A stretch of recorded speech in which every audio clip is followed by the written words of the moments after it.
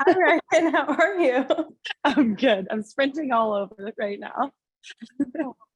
Reagan is amazing. She's all over the place. I feel like she's all over the world half the time and is a professional athlete at the same time. Do you want to introduce yourself? Yes, of course. So actually, girl, I'm in Boston, but I'm going to New York City right now. So don't mind me whatsoever. But I am a hockey player. I played the past 3 years all over the world and in the city this past year. So the Metropolitan Riveters Athlete Society, which is a resource page for athletes to be able to. Logs, can you still hear me? Sorry, I don't know if my internet's going out.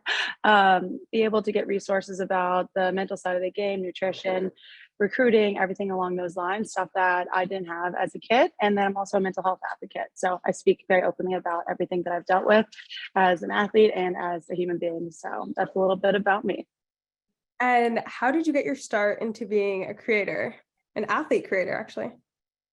Yeah, that one was a little random, but it was over COVID. I think that's when a lot of people picked it up.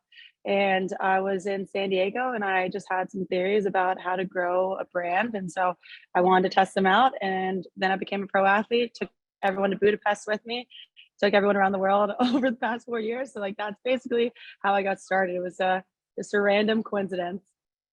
And you've played hockey in both the States and Europe. Is there any differences that you found between the two? Yeah, the cultures are always a lot different, especially even Budapest versus Stockholm, Sweden. Like that is the language for one. A lot more people speak English in Sweden versus in Budapest from like what I noticed in the cities. And I think like the way that people eat, the way that people hang out with each other, things that they do outside in life and how they enjoy everything is a little bit different. In terms of quality of play, it's also a lot different. And I think it's really beautiful to be able to experience all those because everybody has their own thing, just like we have our own stuff here in Canada and the US. And you started you started when you were younger, but you went to university. Where'd you go to university? I went to Boston University, so I'm in my old stomping grounds right now. And after And that, oh, sorry, go ahead. no, you're good. Go ahead. I'm very curious, well, because I know, but a lot of people don't know the process of what to do after you're done playing college hockey. What was the process of transitioning to going to Europe and then coming back to the States? So I actually started playing in Boston, but I had fractured my back my senior year. So I had no idea if I was going to continue playing after that because it was pretty painful, but it healed. And so I started playing the PWHPA my first year in Boston. So we would just travel and play showcases. Then my second year, I started emailing coaches. I was working full time at that point in time. And when I was emailing coaches, there was people in Germany, in Sweden, in Spain, in Budapest. And so I ended up settling for Budapest because it's one of my favorite countries that I've been to and one of my favorite cities. So it's kind of like college recruiting more than anything, which is kind of nice. It's not as crazy as everyone thinks it is. It's not like basketball. I feel like that one's a little bit more difficult. And how did you get into the PHF? Was it kind of the same experience? You were recruited and then just went to the league? Yeah, so I retired 3 times from playing hockey, but this last time I was actually living out in California, and my elite prospects had popped up on one of the assistant coaches for the Riveters, and he just sent me a text message the next day after he saw me. So that's how I got it. But it's always been a little bit random. Like I've been reached out to on Instagram. That's how I ended up in Sweden. I sent emails for Budapest. I knew somebody for Boston, and then just a random text message for the PHF. So with that, your social media presence is very interesting because I have never seen anybody do what you do. It's different types of hockey videos, but you do everything from getting dressed to teaching how to do a slap shot. There is so much variety when it comes to hockey. Is that your overall goal, just to teach and show an inside perspective? Yeah, I think it's one of my favorite things. It's the same reason I started Female Athlete Society is I just wanted kids to have resources. And so I think when it comes to playing the game of hockey, there's so many little minute details that go into a slap shot. Like you saw the video, you have to really think about the steps you're doing. Otherwise, the puck's not going to come off your stick the way that you want it to. And so I think I will stick in that direction, keep going a little bit that way. Obviously, I like doing trends here and there just because they're fun for me to look back at. But definitely the educational side is going to be my thing and maybe some travel videos soon. And you've worked with young ones. You've coached teams. You have a lot of experience with that. How do you think we can help get more young girls into hockey? I think it starts with us having our platforms because when I was growing up, I was only playing boys hockey. Nobody else was in Mississippi, first of all, which was just like a random place to play hockey. And so I didn't know that like playing in college was a thing. I didn't know that you could play pro whenever I was growing up. Well, actually, there wasn't a pro league at the time. So it makes sense why. And I think that us getting into the community, like that's my biggest thing, is always going to the foundations that are working with kids, going and doing skills clinics, just like random one-offs, especially just to show face and be able to talk to these girls and like let them ask questions. I think it's really important for us to give back, like all pro athletes. It seems like when we were younger, the only thing, like the next level was Team Canada or Team USA or playing for whatever country you represent. Now there's a lot more options, which is amazing to see. But I love how you really give those resources, and that's what you do at Female Athlete Society. When it comes to the resources that you're giving, is it just on like next steps out of college, or are there more? It's everything you could possibly imagine. I put together a pretty big resource page just from resources that I had found and then stuff that some of the people that were working with me put together. So like I had girls that were studying psychology, I had some nutritionists, I had trainers, I had all of them writing their own stuff and putting it out there. But we start honestly from like middle school, and it's all about the mental side of the game at the end of the day. That and like, like I didn't know how to eat when I was a kid. I don't know if you knew how to eat. I kind of still don't know how to eat. So like that's why I talk to nutritionists. And I think just being able to give those resources for free is the most important piece of it all. And then speaking about mental health, when it comes to posting on social media, especially with hockey, I know we've had this conversation and it seems to be a big conversation, especially with women creators in male dominated sports. What is that process for you like? And do you have anxiety when you go through it? Every single time. And especially now that my audience has gotten a little bit bigger, it's still a little nerve-wracking, like, "Oh, how are people gonna react?" And then I'm like, "Oh, wait, my family's seeing this." And, like, that feeling kinda takes over a little bit, but then you realize that if it just helps one person, putting it out there is the most important thing. And so, I started with just little posts here and there, not really getting into the details, but as I started talking to more podcast and going and talking to schools, like I realized that these kids actually need to hear it. And even grown men, they reach out to me all the time asking for help and how to get the next step. So I think anybody putting out anything about mental health just makes other people feel not so alone. And your social media journey has also led you to so many other cool places. You've worked with Bauer, you were at the Winter Classic, had a video go viral. It's almost at 9 million total views on all platforms. What was that type of experience like, especially pretty much being surrounded by men? Yeah, it's me and one other girl. So that was definitely interesting. And it was just funny because it was one of those things like that video that went viral. I was not expecting like to go to the Winter Classic and have a video go viral like that. And I was really nervous to do any of the tricks in front of the guys. So like I didn't even go until the last 5 minutes that we had remaining on the ice. And I was trying to go and nobody else was looking. And so basically that's what happened. This guy was following me with his iPhone and he was like, Reagan, go now, go now. It's fine, I'm doing it. I gotta just get one over with. And then it just happened. And so I think I definitely had a little bit of imposter syndrome just because of how big those people were. And I think I told you that too at ESPN creator class. Like we have people that have 15 million followers. Like that's wild to me. But you kind of just have to know that you belong there regardless of how big or how small you are, just because like there's somebody out there that needs your niche, that needs your brand, that needs to see someone like you doing what they want to do. That's a big thing is A, imposter syndrome, but B is when you post things and you're not too sure about them, or maybe they're not getting the amount of views that you want, or I don't know, maybe it's driving you crazy for some reason. You just have to think like there's people that are following you for a reason, A, but everything that you do is so impactful. No matter what you're talking about, you're always helping somebody, even if it's 100 people who viewed a video, like there will be somebody who takes something away. And that's why I love like literally every single thing Mhm. educating about hockey is amazing. What was your experience like at the World Cup? So for the World Championships, it was a little bit different for the men's versus women's. I ended up working both, one in The men's was in Finland last May, and then the women's was last August in Denmark. And the men's was insane. Like, I don't know if I've ever done it's like one of those things where you just know you're going to be outside your comfort zone the entire time. So like I was interviewing Willie Nylander for the Toronto Maple Leafs. I was interviewing people that I didn't even know. I had to research everything. I was doing a podcast. I was doing a pregame live show. I was making all these TikToks. So I think the experience was really cool and it taught me a lot. It was definitely stressful. People that work in sports like full time, I give major props because I was working 18-hour days. I can't imagine what it's like on a day-to-day basis when you're working a full season. So that was pretty awesome. And I even work in women's worlds. I was with some of my best friends I've played with since I was 12 years old.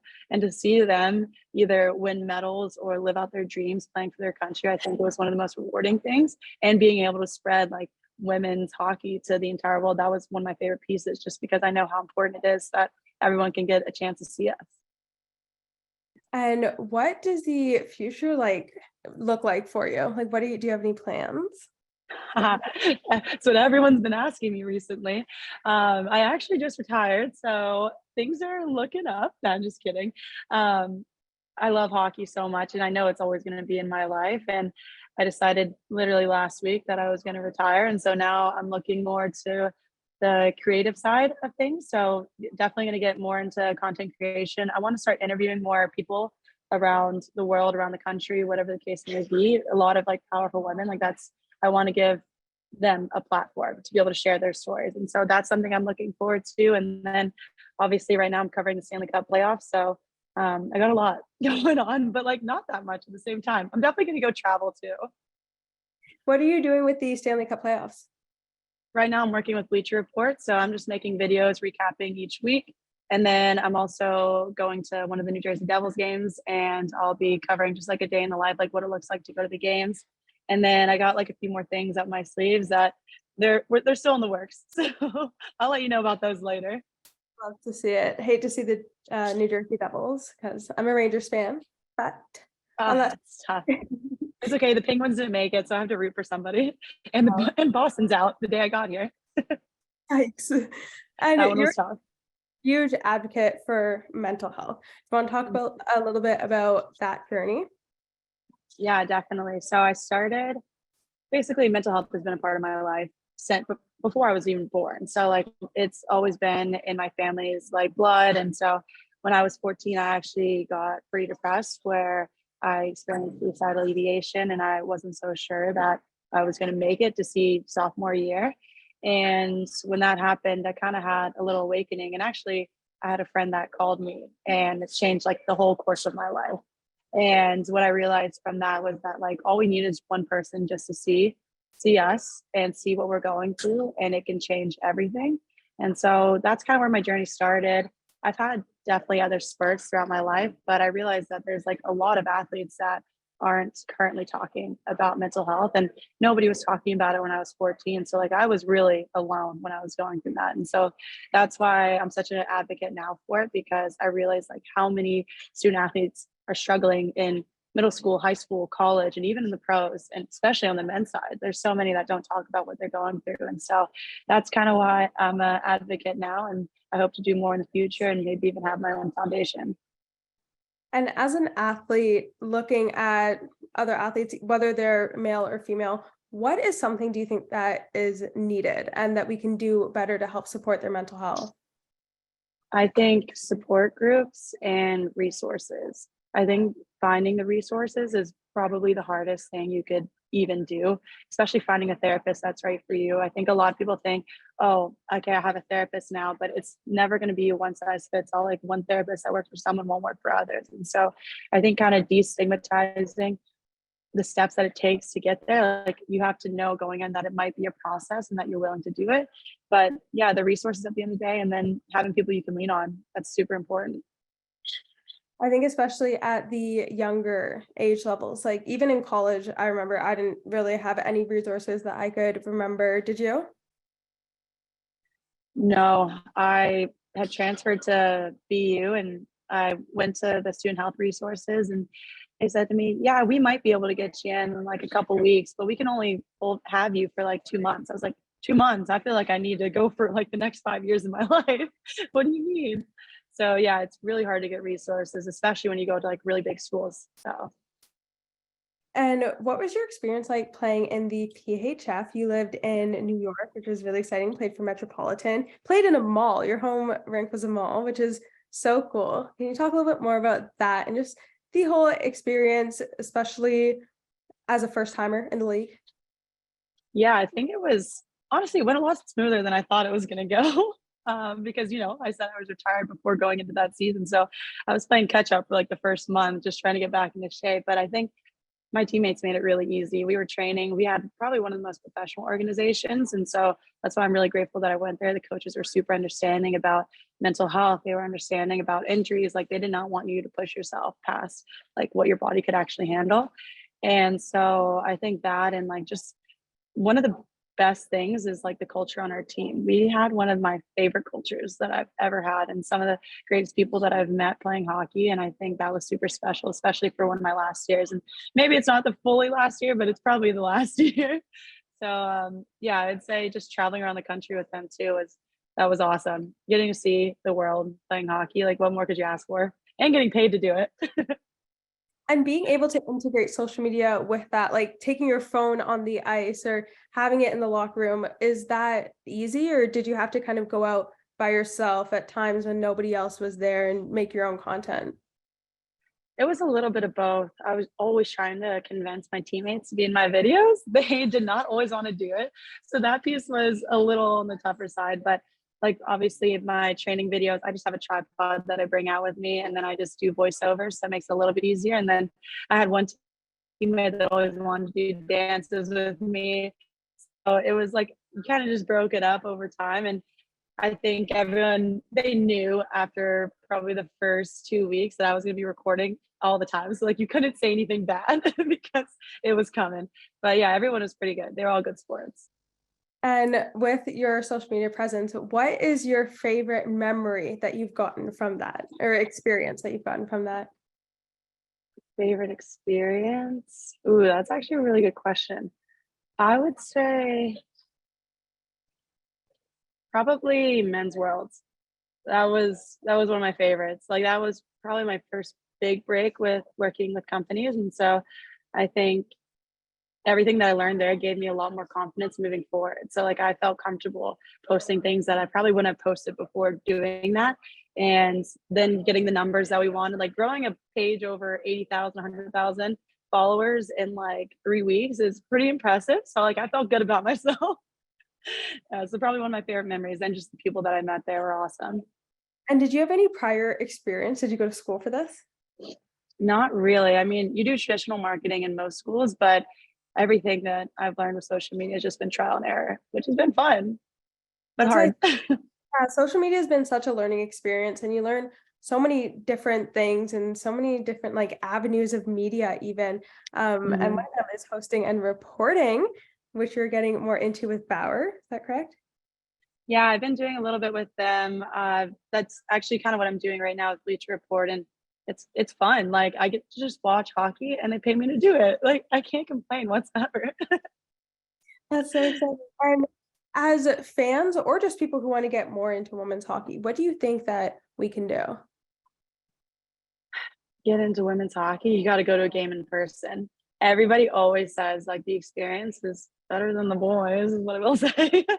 But like women's hockey, I think it's just so it's fast paced. Like the players are really smart. They know what to do with the puck. They have the handles. Like very similar to men's hockey, except men's hockey is way more physical. I'd say we body check a decent bit too. So people think that we don't hit, but like we get a lot of penalties.